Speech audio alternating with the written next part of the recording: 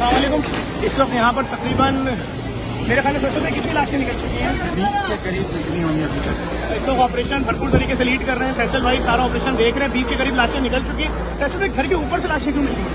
ये घर के ऊपर से नहीं है, हाँ ये जमी हुई है, गलियों से निकाली है। ऊपर जो लाशें गिरी थी ना, हाँ। जो अंदर पैसेंजरों की कुछ लाशें ऊपर भी गिरी थी, अच्छा, उनको हम बराबर के घरों से उठा के लेकर आ रहे हैं। जैसे यहाँ से भी एक लाश अच्छा, लोग जो यहाँ पे काम करने वाले थे वो भी जले हैं, क्योंकि आग बहुत ज्यादा थी, घरों के अंदर तक गई है आग।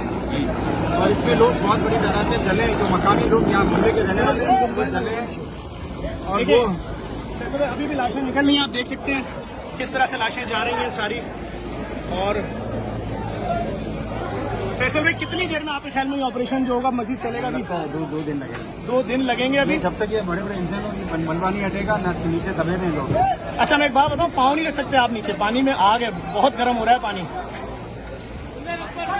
लेकिन किस तरह रजाकार काम कर रहे हैं नीचे, इन्हीं के रजाकार हैं।